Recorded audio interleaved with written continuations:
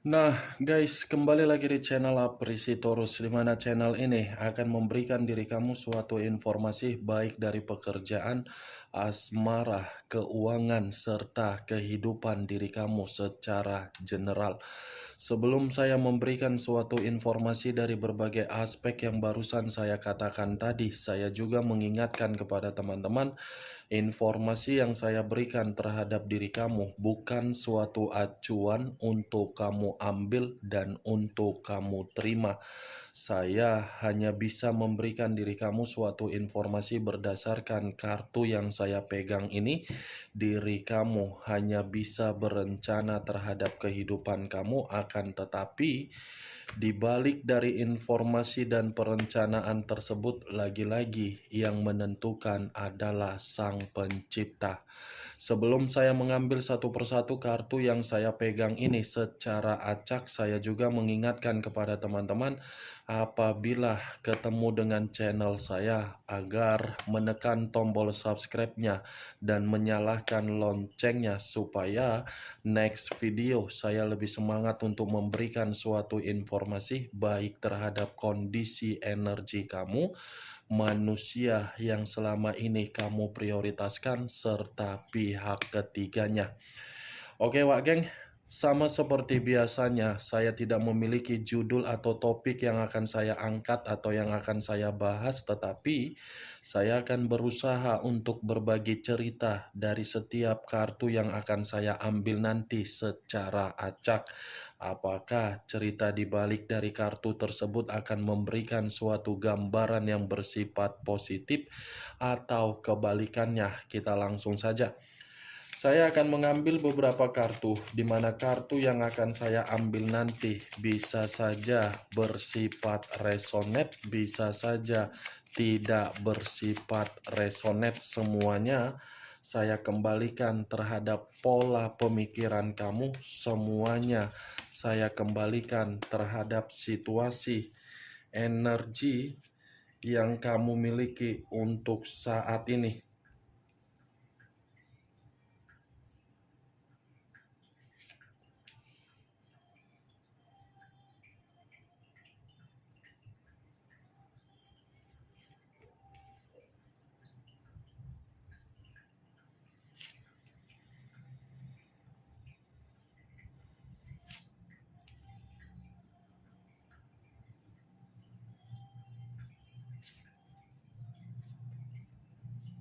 Nah, guys, di depan saya ini sudah ada beberapa kartu yang sudah saya ambil secara acak satu persatu dari tumpukan kartu yang saya pegang tadi. Apakah informasi atau cerita di balik dari kartu yang ada di depan saya ini akan memberikan suatu gambaran yang bersifat positif atau kebalikannya? Kita langsung terhadap kartu pertama. Muncul kartu ini. Sekali lagi saya mengatakan muncul kartu yang saya pegang ini.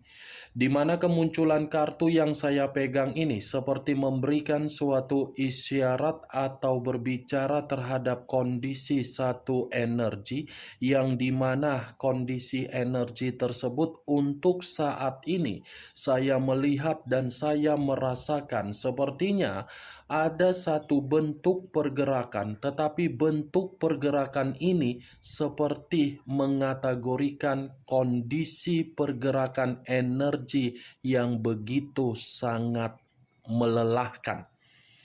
Kenapa saya mengatakan melelahkan?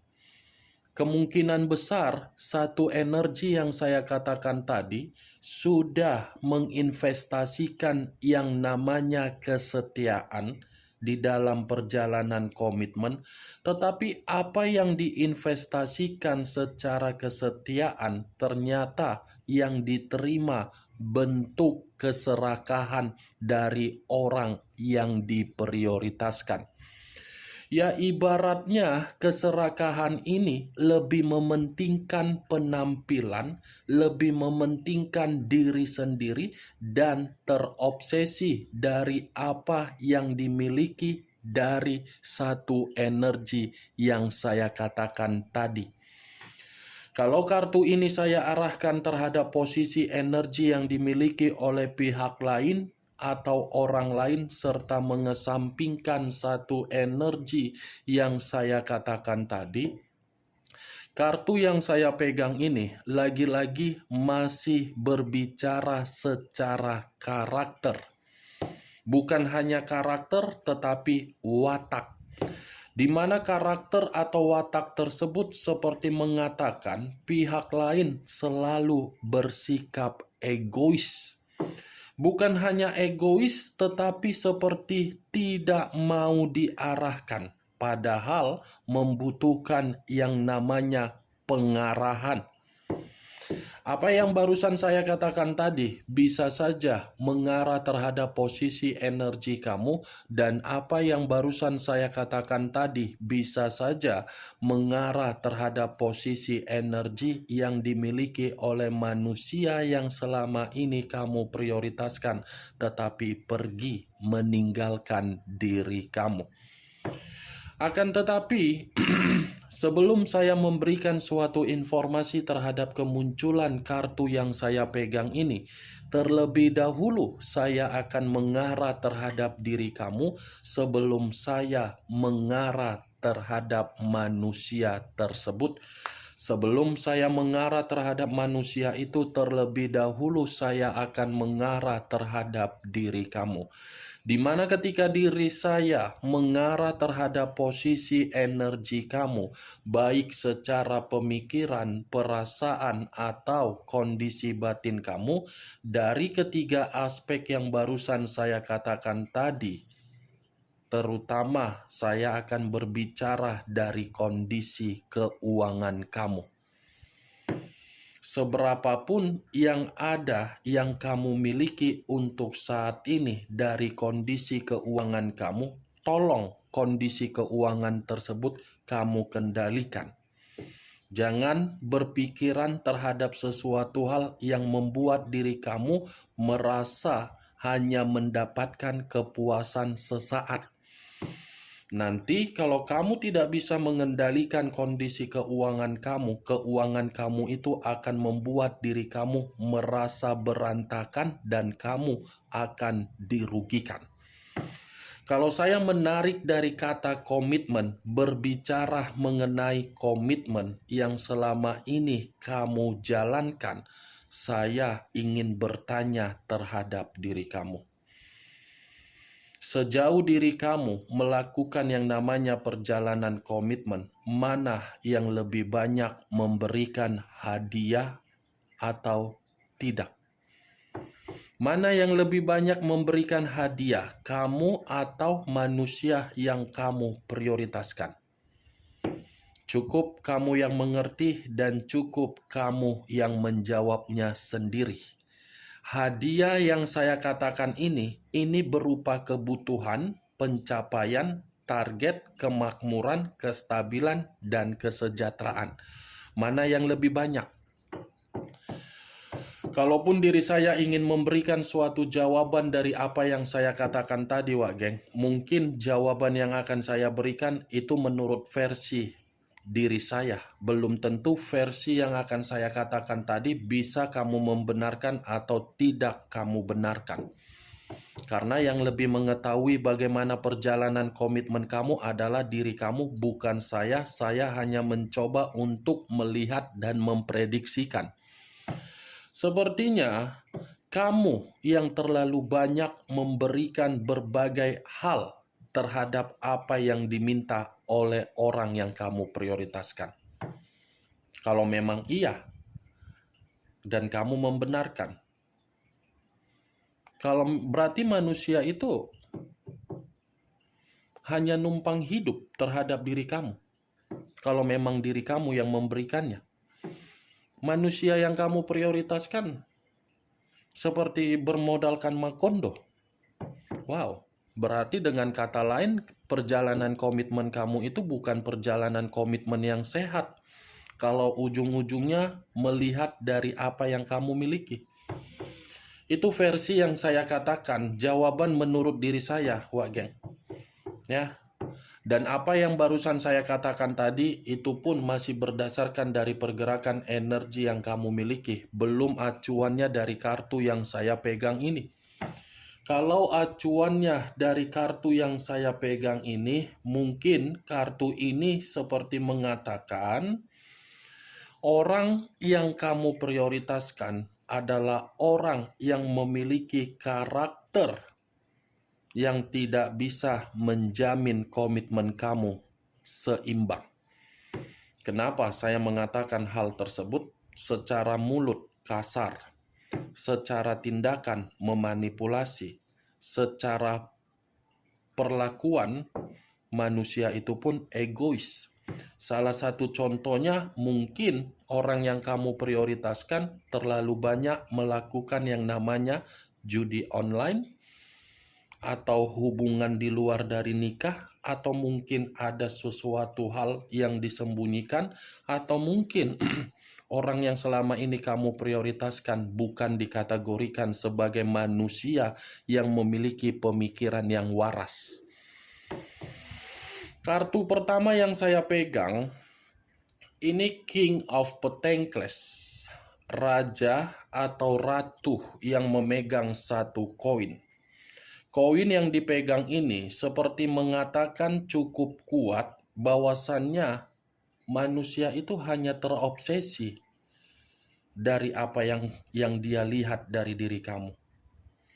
Dia hanya terobsesi dari status kamu, dia hanya terobsesi dari kekayaan kamu, dia hanya terobsesi dari keborosan kamu, dia hanya terobsesi dari kebutuhan yang kamu miliki. Bukan terobsesi secara perasaan. Kalau dia terobsesi secara perasaan untuk mendapatkan diri kamu dan perasaan tersebut diikat, coba perhatikan dan lihat seberapa besar mutasi di dalam rekening kamu yang sudah kamu keluarkan. Kalau memang rekening kamu berisinya rendah dari pengeluaran kamu, berarti manusia itu memakai perasaan. Ini nyatanya tidak. Hanya sekedar terobsesi, geng. Diri kamu. Mantap ya. Entah jangan-jangan di awal pertemuan, kamu yang selalu memberi dari apa yang dia minta. Atau jangan-jangan ketika diri kamu lagi berpacaran atau lagi berduaan atau lagi lagi melakukan perjalanan, kamu yang mengeluarkan uang. Berarti orang yang kamu prioritaskan ini parasit dong. Orang yang kamu prioritaskan ini benalu dong terhadap diri kamu. Kamu yang memiliki kekayaan, kamu yang memiliki kelimpahan, kamu yang memiliki sikap yang begitu sangat wibawa, tetapi kekayaan, sikap, dan kelimpahan bukan kamu yang menikmatinya. Orang yang kamu prioritaskan yang menikmatinya. Mantap diri kamu ini. Dikategorikan pintar, nggak mungkin ya. Toh juga kamu yang tersakiti kan? Dikategorikan bodoh, enggak juga. Padahal diri kamu menyadari, sulit untuk saya katakan, geng. Apa yang harus saya katakan? King of Pentacles, manusia yang benar-benar serakah yang selama ini kamu ayomi. Manusia yang tidak memiliki pemikiran yang bisa memainkan hati nurani yang selama ini kamu bimbing. Wow, mantap. Tetapi, kalau saya memutarbalikkan perkataan yang barusan saya katakan tadi, geng, di luar dari perjalanan komitmen kamu, di luar dari perjalanan komitmen kamu, kartu yang saya pegang ini bisa mengatakan terhadap kondisi keuangan kamu dalam waktu dekat ada rezeki yang berlimpah untuk kamu terima. Ada saja nanti rezeki secara mendadak yang tidak kamu duga-duga akan kamu dapatkan. Dan akan ada juga peluang atau ide yang dimana peluang atau ide akan memberikan diri kamu ini suatu bentuk ketenangan. Tetapi ide bukan saya kategorikan secara perasaan, melainkan dari kondisi keuangan. Karena ide yang akan diberikan terhadap diri kamu ini dari seseorang. Atau mungkin baru-baru ini sudah terjadi terhadap diri kamu yang dimana kamu ini memiliki suatu rekan pekerjaan yang menawarkan diri kamu, atau mungkin ada bisnis yang mencoba untuk menawarkan diri kamu, atau mungkin penjualan aset kamu baru-baru ini laku, atau mungkin ada sesuatu hal yang bersifat keberuntungan yang sudah kamu dapatkan. Itu yang saya lihat. Mudah-mudahan dalam waktu dekat ada rezeki. Dan perkataan yang barusan saya katakan tadi dijamah oleh Sang Pencipta. Kalau kartu ini saya arahkan terhadap posisi energi yang dimiliki oleh manusia, si teletabis yang telah meninggalkan diri kamu, lagi-lagi saya akan mengatakan kartu ini memberikan suatu gambaran dari karakter dia yang dimana diri dia ini terlalu boros. Terlalu boros, terlalu bertindak sewenang-wenangnya, terlalu keras kepala, tetapi yang menjadi acuan saya dari kata keborosan. Ini manusia, siapapun yang bisa membuat manusia ini merasa tenang atau memberikan suatu perkataan untuk menjunjung diri dia, lagi-lagi ini manusia tidak segan-segan untuk memberikan berbagai hadiah. Saya berbicara dari apa yang saya katakan barusan itu ketika manusia tersebut meninggalkan diri kamu dan tidak ada koneksinya kembali. Keborosan dia ini membuat diri dia mendapatkan suatu kondisi keuangan yang begitu sangat buruk. Keborosan dia ini membuat berbagai orang yang ada di samping dia menjadikan posisi manusia itu untuk dimanfaatkan. Keborosan dia ini seakan-akan membuat diri dia ini dijadikan suatu bentuk agar diri dia miskin. Orang yang ada di samping dia serakah, Wak Geng. Tetapi manusia ini ya itu urusan dia lah, tanggung jawab dia lah situ. Mau dia miskin, mau dia memberikan apa yang tidak sepatutnya, ya itu urusan dia. Kemunculan kartu yang saya pegang ini, memang di awal yang saya katakan tadi pergerakan energi kamu. Tetapi yang ingin saya bahas mengenai manusia tersebut. Tadi sudah satu sinyal bahwasannya keuangan dia lagi kondisi buruk karena keborosan dia. Apalagi yang ingin disampaikan oleh kartu yang belum saya bukakan ini. Muncul kartu Two of Cups. Two of Cups terdiri dari dua cawan. Kalau saya mencoba untuk menarik satu cawan dari kedua cawan yang saya katakan tadi, ternyata satu cawan yang saya tarik ini akibat keborosan yang dimiliki oleh manusia tersebut, siapapun orang yang dia dekati hanya bersifat sebagai gairah. Itu yang saya lihat. Karena manusia ini jauh lebih mementingkan gairah daripada suatu bentuk keselarasan dari satu kondisi komitmen yang sudah nyata untuk memberikan suatu bentuk kebahagiaan daripada yang lain. Ternyata uangnya habis hanya untuk rasa gairah terhadap orang-orang di luaran sana. Demi lendir, demi lubang, demi kenti, demi meki, demi mencuci baut agar baut tersebut menjadi segar kembali, rela melupakan dan melepaskan bagaimana situasi yang sudah nyata memberikan kebahagiaan. Ini dia, geng. Two of Cups selalu bercocok tanam. Colok sana, colok sini, selesai, dapat duit, ini segala macam. Ya itulah kerjaan dia. Makanya kartu pertama tidak sia-sia, kartu King of Pentacles. Selagi memiliki kemakmuran secara materi, ya itu dia lakukan. Bodoh amat, mau ada penyakit, mau tidak ada penyakit. Yang penting colok sana, baut tercuci, baut segar kembali, baut bisa bersinar kembali. Itu yang dipentingkan. Ujung-ujungnya apa? Dia tidak mengerti bahwasannya keborosan dia itu dari gairah sudah membuat dia miskin.